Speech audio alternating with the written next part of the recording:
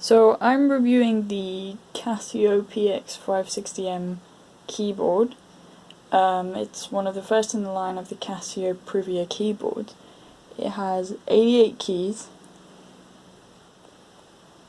so it's quite a long keyboard. What's interesting is the amount of functions that it has. One of the best things about it is the weight.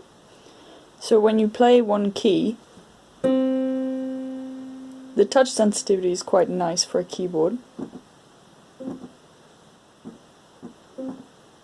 So you can tell quite a difference between pressing very loud and playing very soft.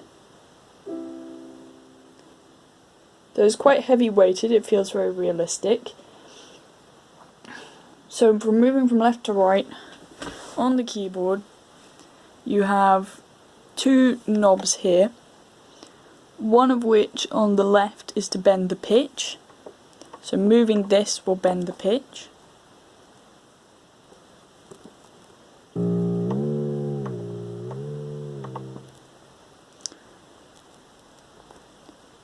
The other is modulation, so if you want to change the sound by an increment,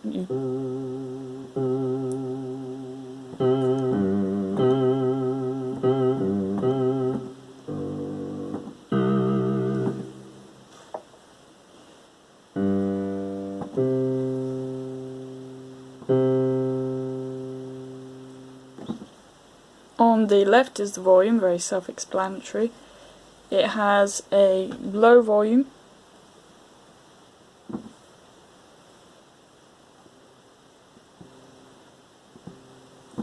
and it goes to a very high volume.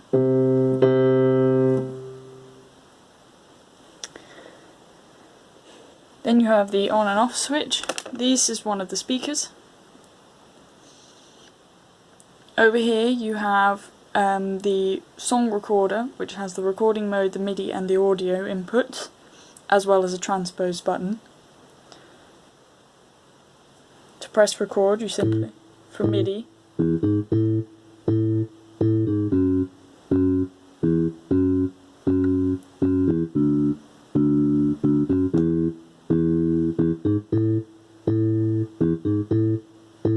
so that was something that I recorded earlier. Recording mode allows you to select the MIDI or audio recorder. MIDI is stored on the keyboard. Audio, you can use a simple USB.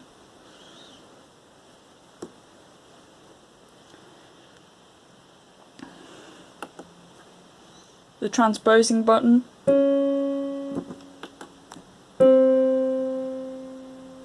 allows you to lower and raise your level of transposition. You can also go through the system settings, which I will do in a minute. So to control rhythm, you also have all of these buttons.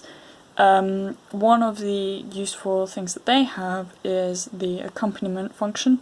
So you can have a recorded accompaniment that goes along with your playing. So you can play with an accompaniment. And to find that, you go in the second half and you go music preset. As you see, the light will switch on, so you can then choose an accompaniment style. Let's just say soft pop.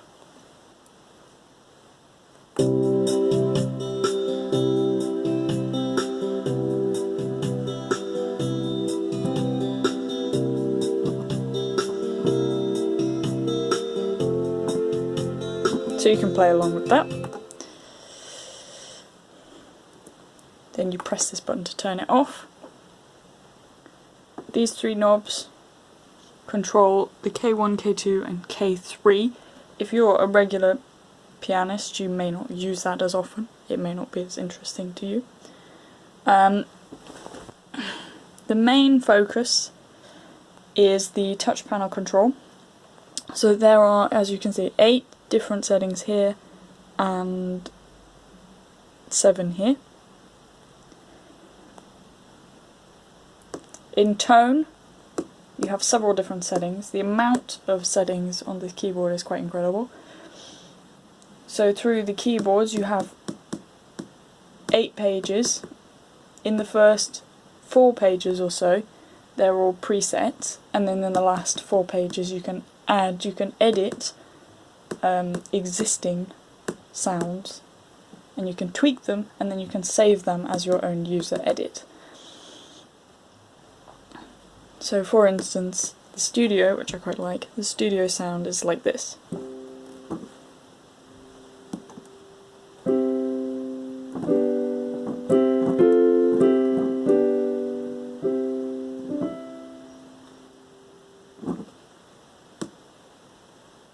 Versus something like piano pad.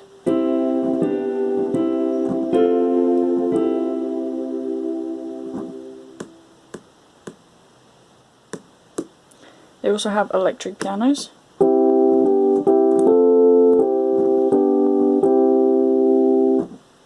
An organ, both a jazz organ and a normal organ.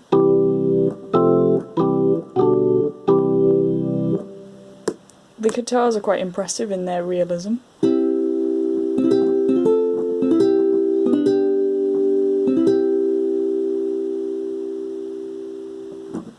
You also again have several different settings for guitars.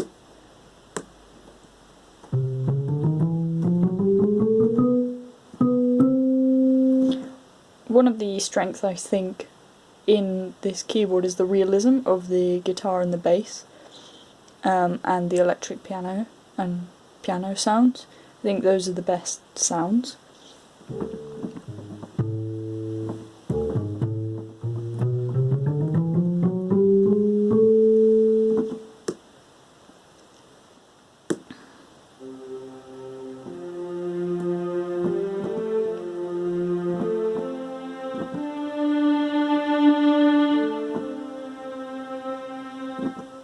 The strings are quite good.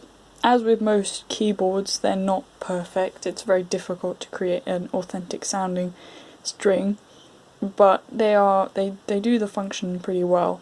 And for a keyboard, it's relatively impressive. The brass, I feel, could do with some improvement in certain areas, particularly the brass sections. It's good, but it could be improved, perhaps. Perhaps the better settings are the individual ones, such as the trombone. It sounds crisper. The tuba is quite nice, has a nice ring to it.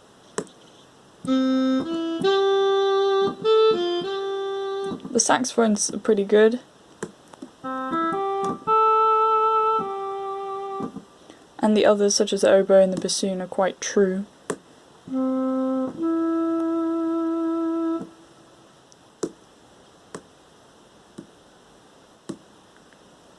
We also have some synthesizers.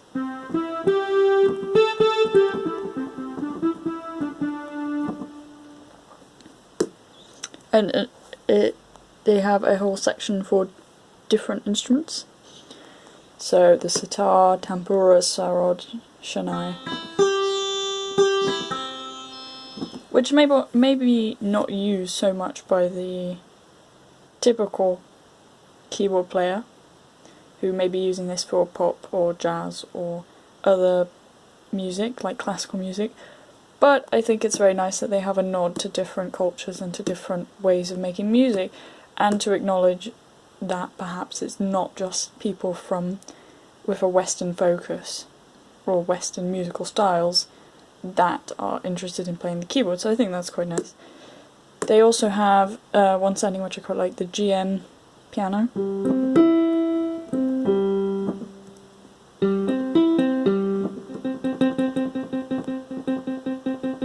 It's very nice, it has that kind of video game feel if you play very fast. So these are kind of modified versions of other settings that you might have. So the drum sets, I don't know how often these are used versus a drum recording or an actual drummer, but they seem to be fairly decent.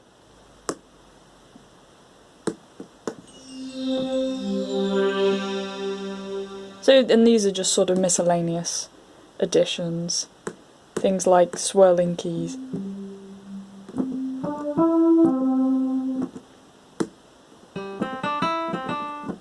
So just different additions that perhaps they weren't able to fit elsewhere.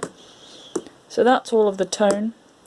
Under the rhythm, again, you can have several different types of beats. Again, you can have jazz, ballads, piano rhythms. The balance allows you to adjust the balance. So if you tap this and then you use this, you can increase, decrease, if you see that number. So you can, these are all set to 127, apart from the accompaniment volume and the metronome volume, which is usually set to 177, but you can lower all of these presets. So if you set, for instance, you want your piano to sound louder than your guitar, you can change your balance that way. These are all different effects. You can change the settings on these, the reverb, the delay, the chorus, sort of typical keyboard settings. The MIDI allows you to record something onto the keyboard itself, and then you can add all of these different MIDI data. You can also use this button to repeat it if you want it on a loop. You can use the A-B repeat as well, and you can set which measure you want it to repeat on. The audio recorder involves a USB.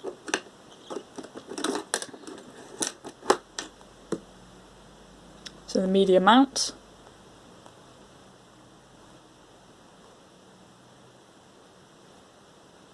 And then you can have all of your different files. This is only the first page. You can remove your USB. When you go back, there's no media because your USB is not there anymore. And from your USB you can upload that to SoundCloud, you can edit it on any audio software that you have. These files are pretty accessible, they're in WAV format, so they can be edited in pretty much all music software. Again, this is the accompaniment setting. You can have jazz, Latin, country settings. This is just system settings, specific things like the speaker, the velocity of the touch, so if you want a faster velocity.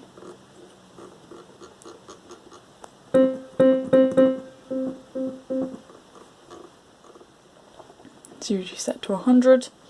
The tuning, if you want to change the tuning from 440 to a different tuning, I know some people are passionate about different kinds of tuning. You can also reset it to factory settings if you ever want to do that, if you ever want to, for instance, give it to a gift to somebody else, or you want to, maybe you want to just reset everything, maybe you've had trouble with the keyboard itself, maybe the touch panel isn't working, you can try resetting to factory settings, although it will wipe all of your presets, including, I believe, any MIDI information you might have. So these are all parameters that you can change. You can change the pedal types, you can change which pedals you want on. On this side, controller, the mixer, so if you want to get more intricate you can change the volumes and the pan and the bend range and delay of each of these. So if you want several parts, if you want a port, that's how you do that. MIDI, these are just settings for the MIDI. If you want to input MIDI, there is a MIDI slot behind the keyboard. There's also a slot where you can insert a pedal, obviously, as well as there's a slot on the left side for headphones, and that is a new headphone type. So you do not have to use a jack for that, a large jack. Media, you can load media using a USB. Arpeggiator is just something that is interesting. You can use to arpeggiate chords. So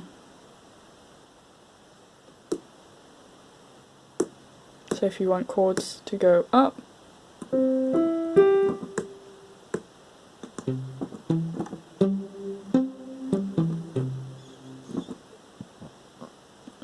you can use that to automatically arpeggiate chords.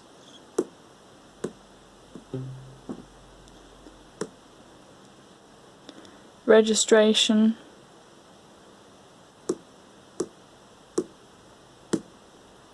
These are all the different settings of registration.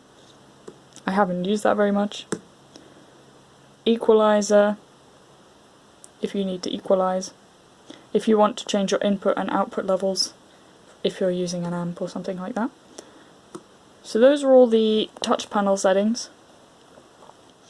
That's just a knob which changes the amount. If you turn it clockwise, it increases. If you turn it anti-clockwise, it decreases the amount of your setting. The no and yes is to select no or yes for a setting. In the settings and tempo and the metronome and grand piano, you have settings such as tone, rhythm, tap. You can also register in the bank as well. And that is the slot for the USB. There's also a slot behind for a MIDI input and output. That's the Privia. The speakers are on either side. It's quite lightweight as a keyboard. The case itself that it comes with doesn't have wheels, so it's worth investing in either a hard case with wheels or a case which you can roll, such as a steel frame. But otherwise it is quite lightweight for what it is. It's 88 keys, they're weighted. I would say they're between half and fully weighted. So they're not fully weighted like a grand piano, but they are better than semi-weighted keys. The colour is very nice. It's a very nice shade of blue as well. It's very good value for money for what you get. You get a lot of different settings, a lot of different presets. The touch is very good, the sound quality is very good. It's very good for coming up with ideas, for coming up with instrumentation. You can upload your files by USB to your computer, you can edit them from there, you can record several different sounds or ideas that you want. The presets and the sound are very good, so the tone is very good. There are lots of different settings, even sort of rare settings. Things that wouldn't usually use, like a sitar, you can find those there as well. So there's very little that you can't find on the keyboard. Overall, the retail cost is about 800, 700 to 800, although if you get it second hand or if you get it from refurbishment or other places, you can get it for as low as 400 to 500. So that concludes this review. Make sure to leave a like and comment, and thanks for watching.